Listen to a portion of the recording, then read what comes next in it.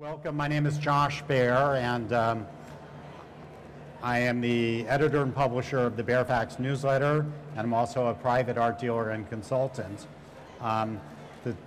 The stated topic today is why is this art market correction different, even though our stated term that we used was why is this art market recession different than the last time around, but I think Art Basel wanted to turn recession into correction.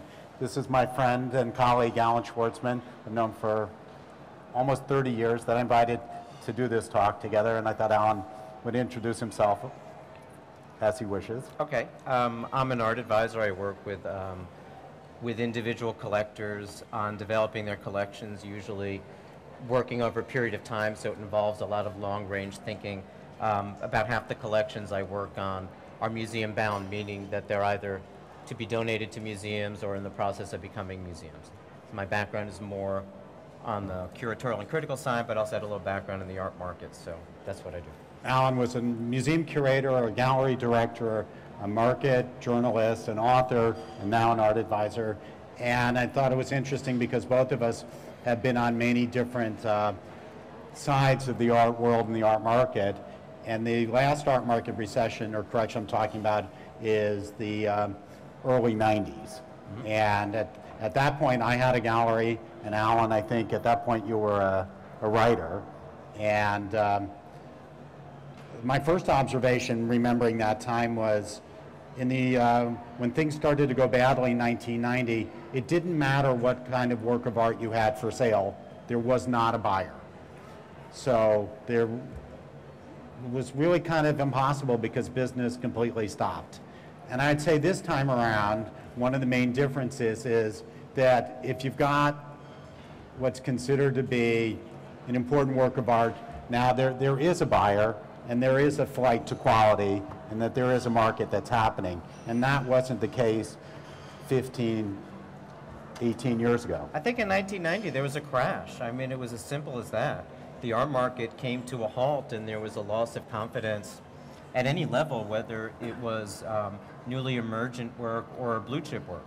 I think the situation we're dealing with now is very, very different. As that art market started up again, I think that there was a deeper level of connoisseurship that developed. And whereas in the 80s, a new generation of collectors were coming of age simultaneously, I think it was a very big learning curve that was exercised publicly through the act of collecting. And in the 90s, when collectors started to slowly gain momentum again, they were much more individuals pursuing more of a personal vision in collecting with a much greater clarity as to what they were interested in, why they were interested in it. And I think there was, in general, a much higher level of connoisseurship. I think one of the principal reasons why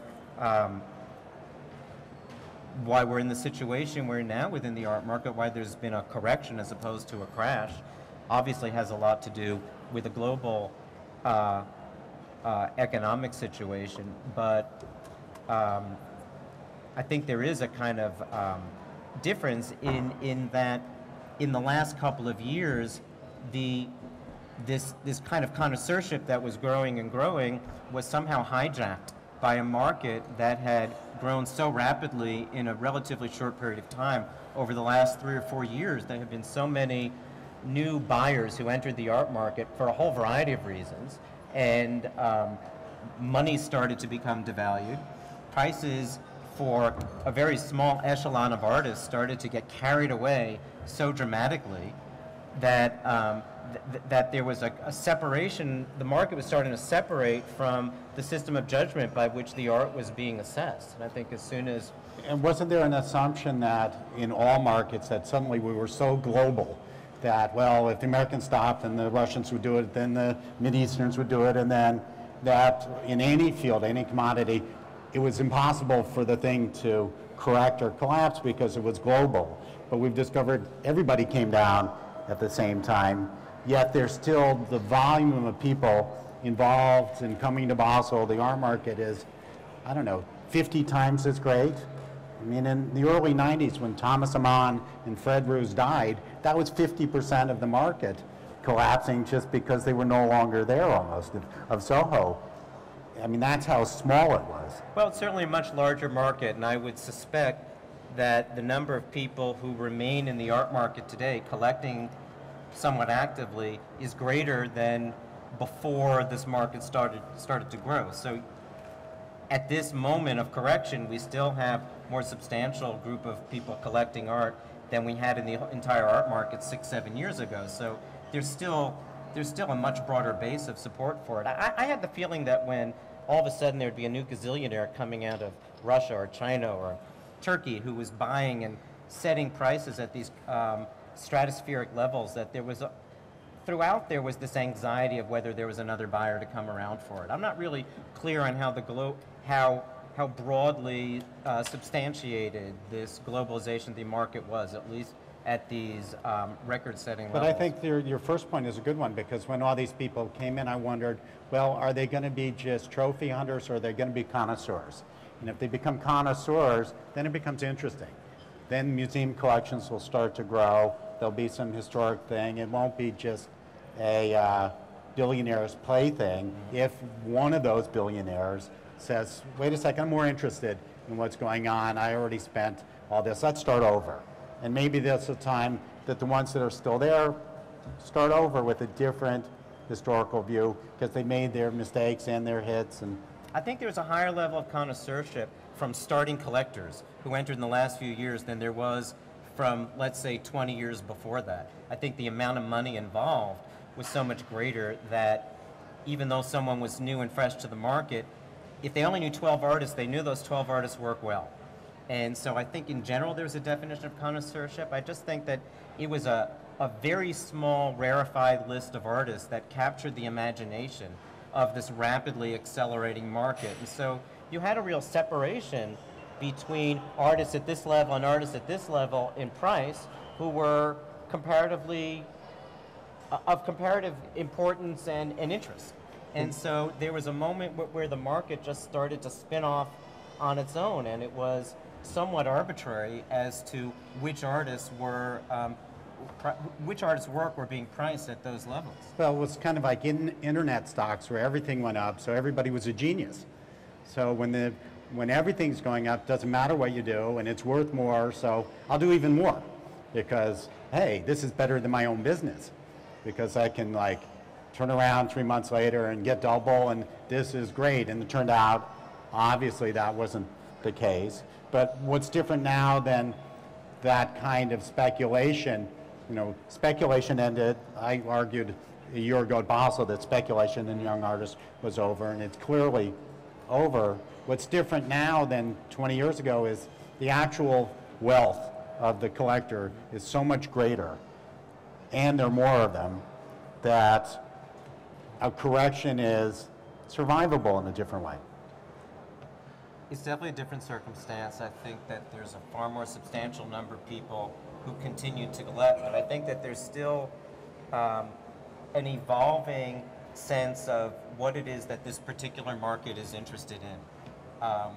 There are always shifts in taste that happen in various times within a cycle, whether it's a weak market or a strong market. You know, there are artists whose prices rise to a certain level, and then there's an assessment that naturally happens on its own as to whether an artist is going to continue to be embraced by the market, or whether it kind of the interest levels often and tapers down.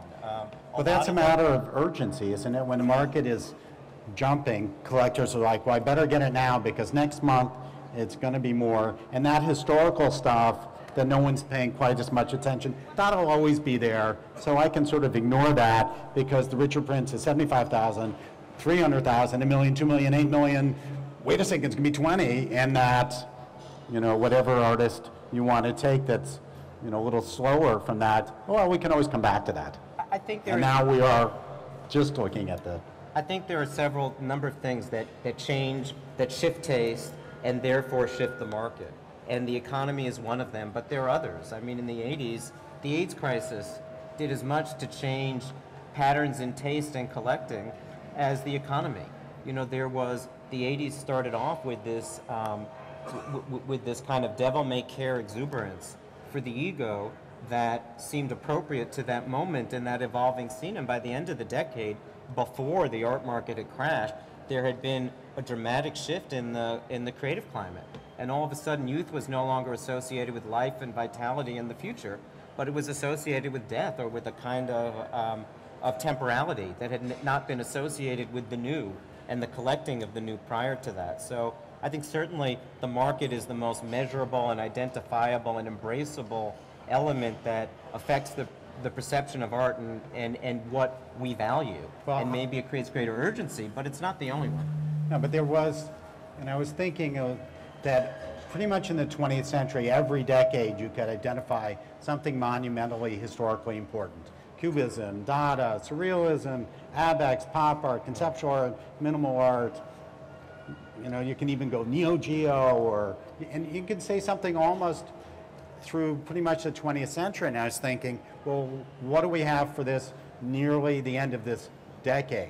And first I thought, well, there's nothing. It's not that there hasn't been great art made. There has been, but there's no real ism. And then I said, wait a second, the ism was the art market rather than the art. That was kind of like the excess of production, repetition, and that was really what took over. It was one strain of it that controlled a kind of focus because there was so much more public attention drawn to the art world because of the art market. You know, there was a whole acceleration of art journalism because there was money involved and it reached a larger audience. So I don't know if that, I think maybe that's the complexion of a certain public strain in which art was reflected. I don't know if that's the essential governing element in the art that gets made, but just maybe the art that we focus on. Well, certainly that, and you know, I think a lot of attention is paid to, you know, where we're going, and they're looking for the solutions from the auction house, as if they're the moral and ethical judge of the whole world, which I don't think is fair. Or are we looking at the art fairs for how they're going to set the tone, or the galleries, how they're going to set the tone? And I think what we really need to be looking to is the artist to lead us out of this period of market excess or whatever, to excite and stimulate us to then make it come back to another level again. And it's time for the artists to take responsibility. I don't know how many artists are here in the audience, but you know, it's time to be in the studio, not trying to think about an 80-foot golden waterfall video, an edition of 12 to go nowhere that, hey, I can make that. It's like those times are over. Time to make something really significant. It could be big or small, but it better be significant. I thought it was, to me, very telling and poignantly timed that the Frieze Art Fair coincided with the Silda Morales retrospective at the Tate Modern, which is a very significant, historically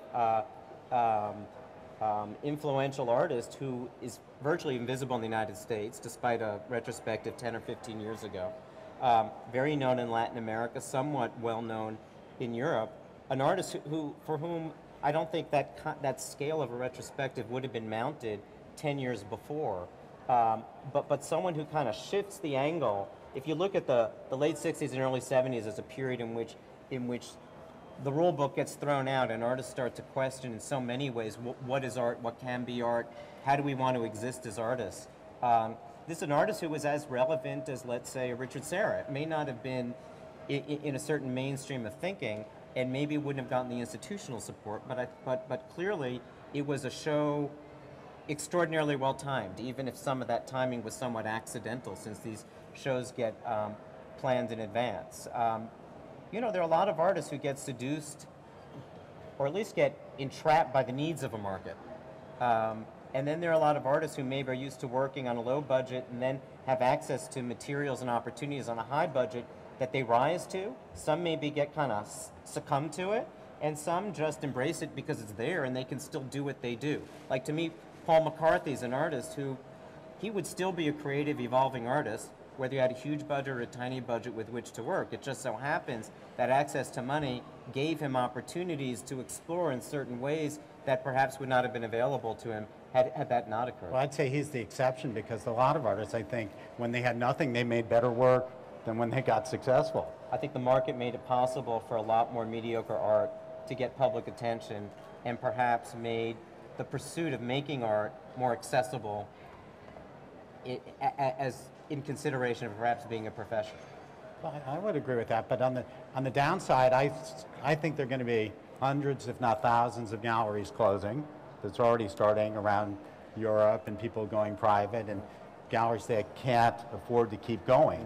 So there's going to be need for more solutions than just like, I mean, it's great if you're in Basel and everybody here is doing pretty well, and that'll keep them going for 3 months. But if you're not here, it's a problem. And even if you are here, it may not be enough. Okay, so let me ask you a question.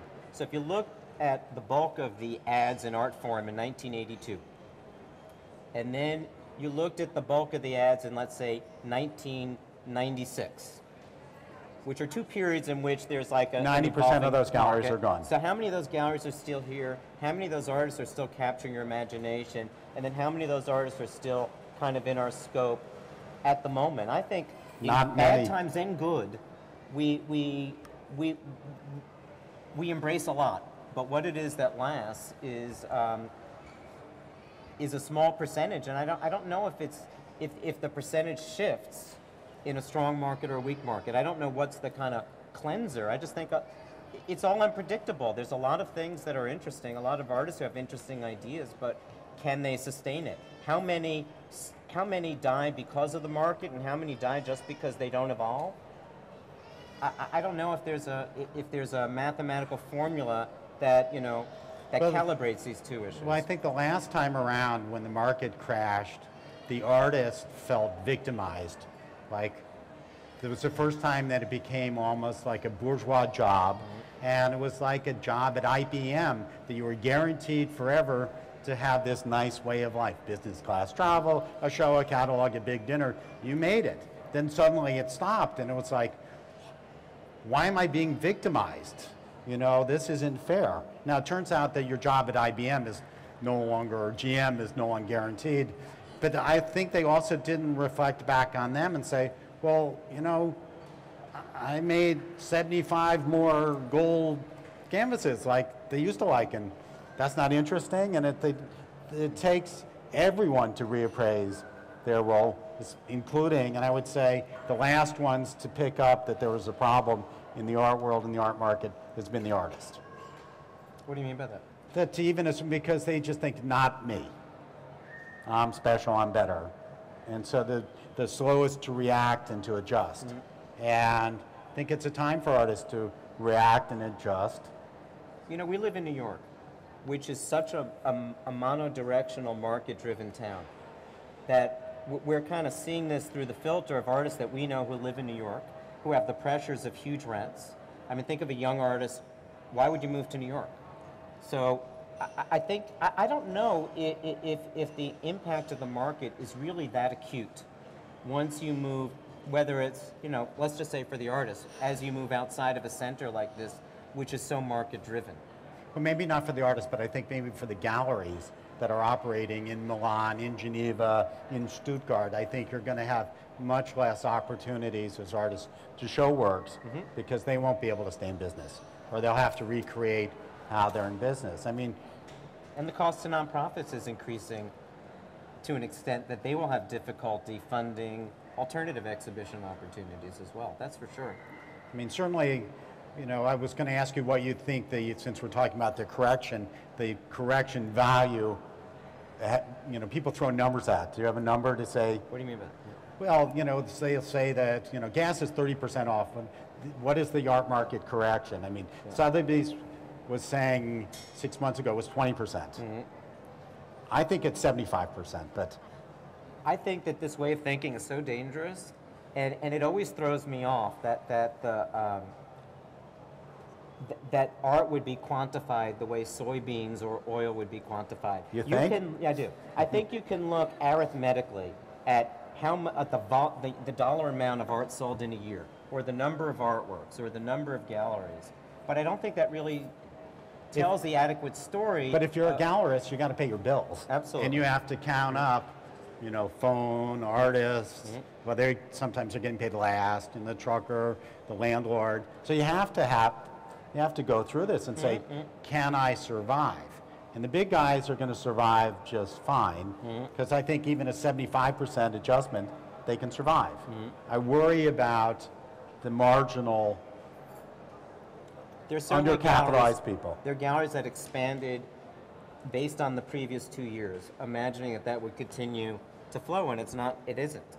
And yeah, that can be a serious problem. That could affect the population. I don't know. I've seen very few galleries close thus far, so I don't know this anticipation of a huge, closure. What causes that? The end of a certain cycle of leases? Is there a certain extent to which people are kind of holding on for something? I'll tell you what I see is the last 6-8 weeks I've seen a tremendous relaxation in the comfort level of collectors who were not devastated financially over the last year, a greater comfort level in collecting and in getting back into the market, a greater comfort with price.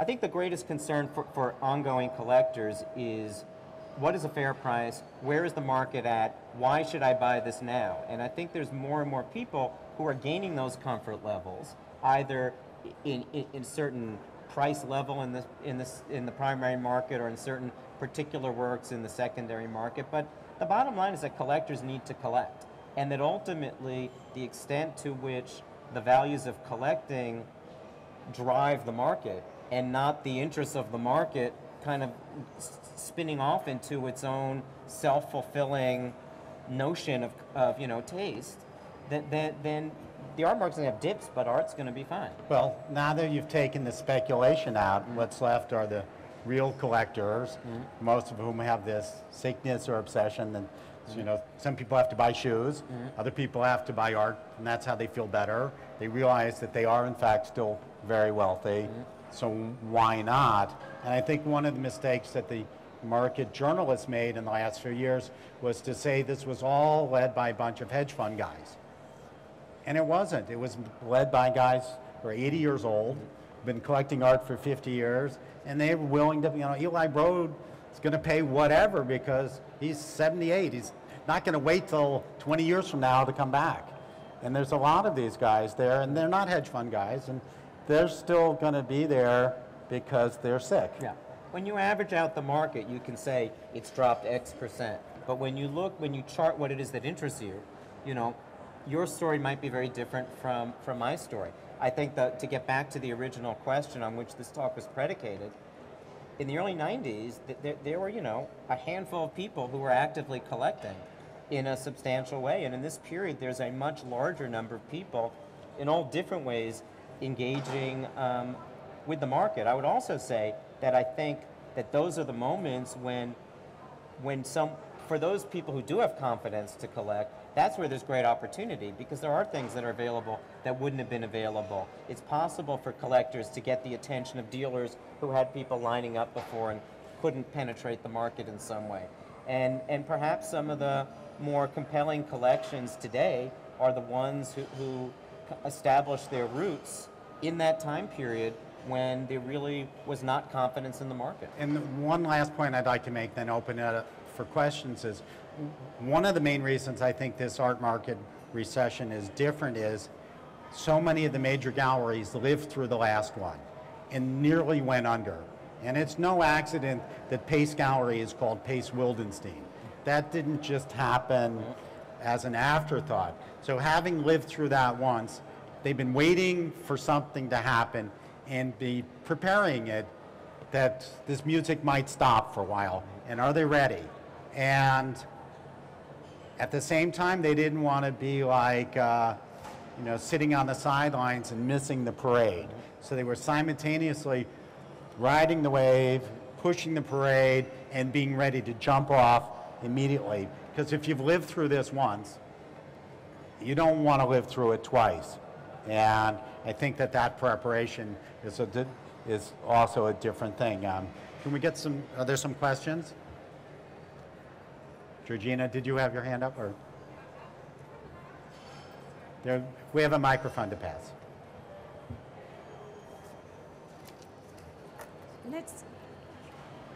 Is it on? Yeah. Let's assume that an artist, from the artist's point of view, let's assume that the value of their work has gone down 20% in this market, and you have a dealer who's bought at the higher price. Should that artist be encouraged to sit it out until perhaps that 20% goes back up again, or should they be encouraged to sell at the reduced price? It's an interesting question. This is the big challenge in the primary market, is there's a big difference between those whose desire it is to keep functioning and those who must make a shift in order to continue to exist within this market. It's been my experience in general that in the primary market there has been a much quicker and more grounded desire to keep trade going, and therefore at the beginning, when the art market started to crash in 1990, there wasn't an acknowledgement initially that there was a problem. The clarity let me do it by numbers, okay. Because having lived through that, in 1992 you have an artist that you'd sell 20 works of art for $10,000. Mm-hmm. So that's $100,000 for the gallery, $100,000 for the artist. In the early 90s, that was pretty good. Artists could survive on that and prosper. Gallery had a few artists going. Then you have a 20% correction in price, so 10,000 becomes 8. Mm-hmm. So a modest correction, but the volume went down 90%. So now you're selling 2 works of art for $8,000. The artist has 8,000, gallery has 8,000, business is done. That was then. My theory goes, now you're selling 20 works of art at $100,000, a million, that's great. Price is down 50%. So you have $50,000 paintings, and volume is going down 50%. So you make 10 sales at $50,000, that's $500,000, 250, survivable. So with the 75, I know Allan hates numbers, so with that modification, and I think people are making that concession, they realize $120,000 for painting was a lot. If it's 80, you can get by. If it goes from 12 to 8, that's a different. Does that make sense to you a little bit? I mean, there's some instances in which artworks are overpriced and they're not selling. And some dealers and some artists have addressed this directly and said, let's mark the prices down X%, or let's keep it at the level it was at. If this was a moment we ordinarily in the usual arc of career would have raised prices, let's not raise them and let's give more substantial discounts. I agree. There are different strategies. It really depends upon the need. I think at the end of the day, the issue is in either the dealers have to create a climate of comfort that this is the right price for this artist, and it makes sense to be buying this if one is interested in the work, or there needs to be an adjustment. In your opinion, is the work here at Basel, is it a time to buy now? I mean, if you think that, I personally think that a lot of this is tied to money. And if the market is now picking up, I mean, if you bought Apple at 80 and it's now 130, do I buy a Richter little dinky ass photo painting for $50,000? Or is it going to be 10,000 in 2 years? That's what I'm trying to figure out. I think one thing that's become very clear in this last year is that the places in which the market, at least above a certain price level, has been somewhat restored, has been for the best quality works by the artists of interest. So connoisseurship is king in this market, I think. It's particularly when you get into upper price levels, like in the millions of dollars, where the market is much thinner, if it's the right work by the right artist, it's a question of there being a buyer, which I've noticed there's been more instances of that recently. If it's something where it's not the best quality work, sometimes half of what you would pay for the best work is still not going to close the deal. So I think this market clearly has become more and more focused on the highest quality by the artists of interest. We're back to a time where you might be saying, well, maybe I can't get a good enough Richter at 50,000. It's time to look for something that's the best of its kind for that. And A year ago, I would have said, well, you probably bought something for 3 that you're not interested in that you could turn around and sell for 50. So you're just switching, and then you're putting it into something better. Now you can't get rid of your mistakes, and that's what's slowing the market down, because it didn't matter the price. If you were selling something to buy something, it didn't matter how expensive it was, because you're sort of even. The tax breaks, and that game is done also, and that's sort of self-fulfilling. I think it's more than just not being able to sell the mistakes, but that there's an inconsistent enough flow of transactions that if someone's just shifting their attention and they have something great by an artist of interest, and there's something great by another artist they're interested in buying, it's less dependable to be able to sell one in order to buy the other. This was a much more rapid pace of transacting before.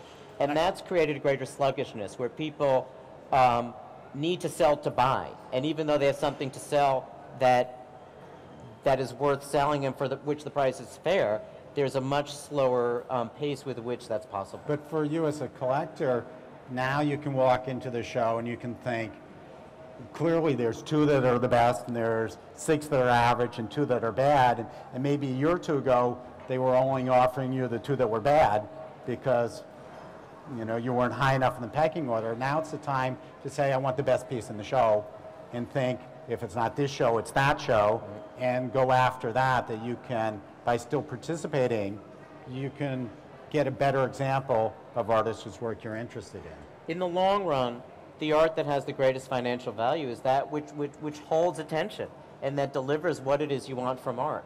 That doesn't, in the case of Richter, it doesn't necessarily have to be the rarest, most exquisite painting, although that helps.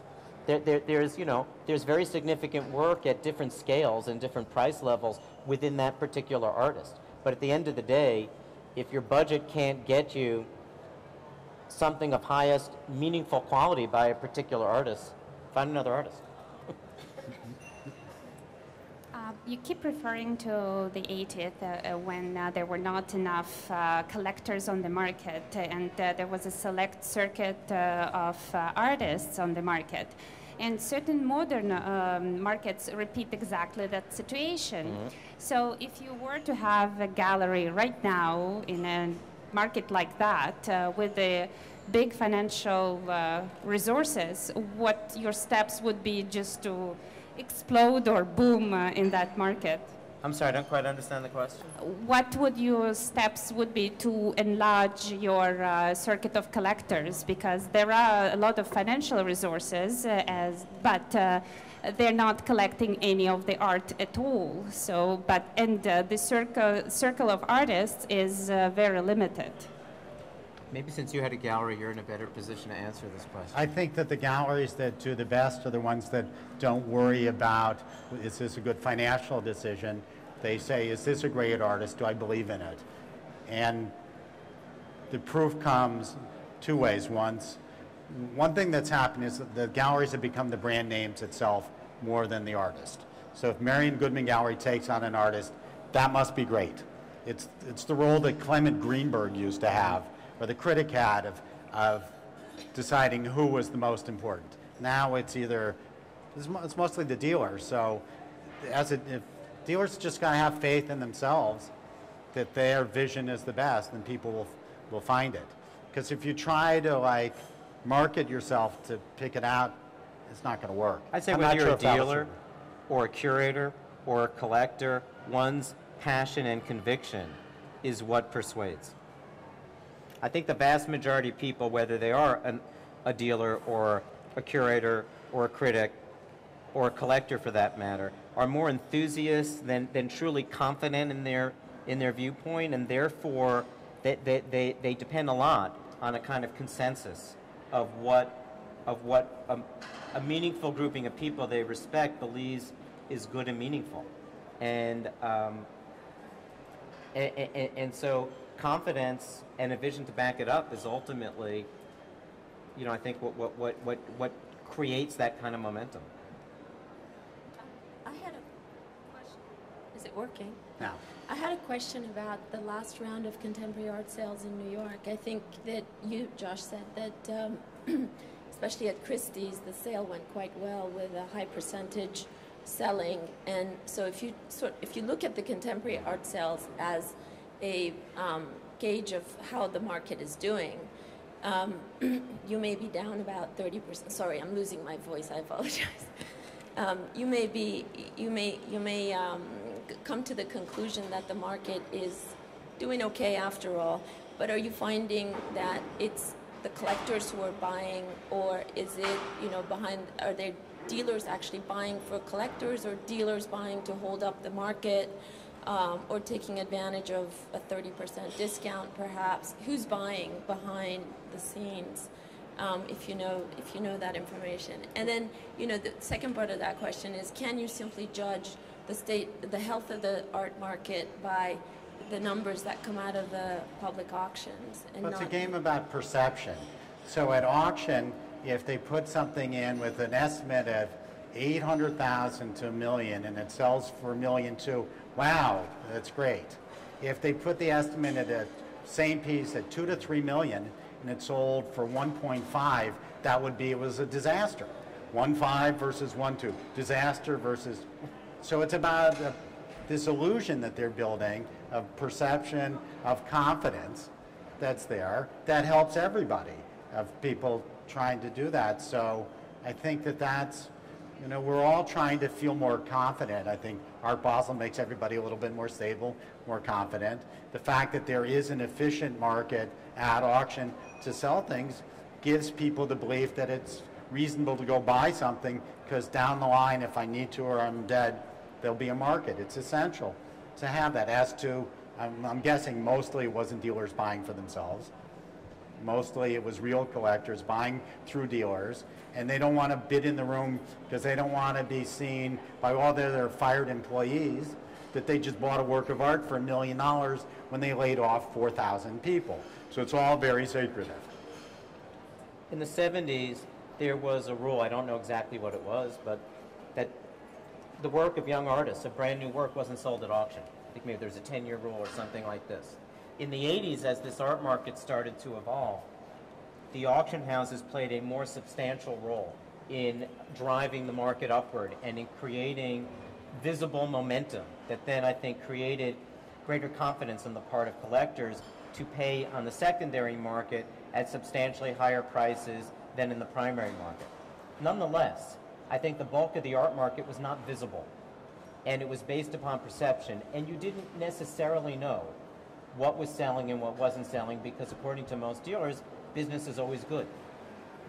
What's happened in recent years, up until 2 years ago, is that I think that the auction houses drove the market much more than they ever had before.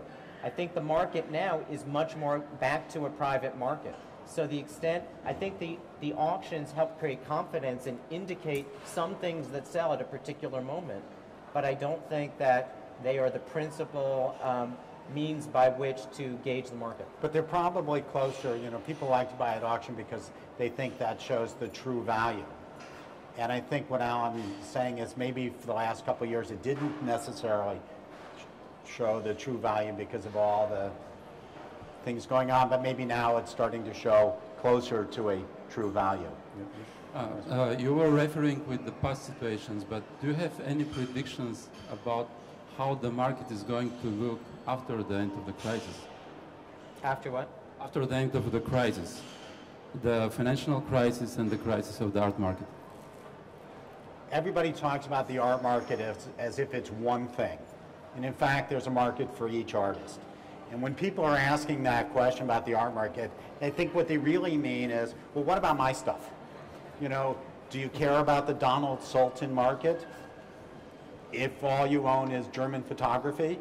So the question, we talk in this big generalization, and most people are self-interested.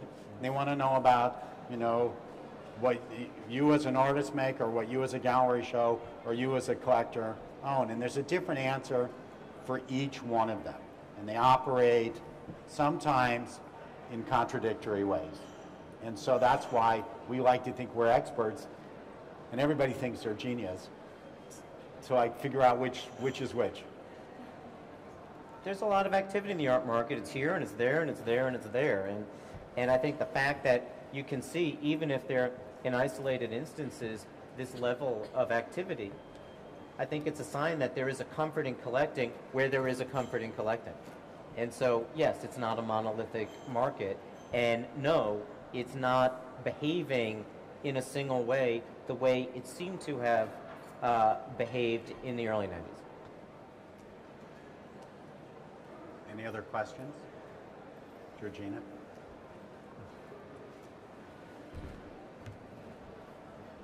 I'm interested in what you think about the future of secondary market dealers, because as the auction houses become more important in the private treaty sales, what future do you think there is for that aspect? I'd say in a rising market, the secondary market serves to get higher prices for things that aren't available, regardless of whether they're better or not than the primary works. And in this climate, or in a weakening, they serve as a way to get lower prices and get things sold for artists compared to their primary market. So it's, for secondary dealers are good, that there's always a business. Either it's for getting more for the piece than it should be, or for getting at it less than what the main galleries or auction houses think it might go for. I see more good material privately in the secondary market than I had seen in previous years, in recent previous years. And that's because so many records were being set at auction. And there was such an acceleration of buying at auction that private dealers or primary market galleries also involved in the secondary market were just losing material, because things could sell, the price that you thought was the value was the minimum it would do at auction, or it might do a lot better. And so many more people were confident to take their chances. I think today people are not as comfortable with that sudden death circumstance of auction, except in certain precise situations. And therefore, I think it's going back to a more even flow between the auction houses and other secondary market outlets. And I think at the end of the day, that will continue to kind of float in different ways. There'll be some things that will still seem to make a lot of sense that could do well at auction. And then there are others where people want to test the market, but they don't want to fully expose that something's available. We have time for one more question, so somebody's got a good one. Or not. Or not. They're all good questions. Thank you. Then thank you for coming.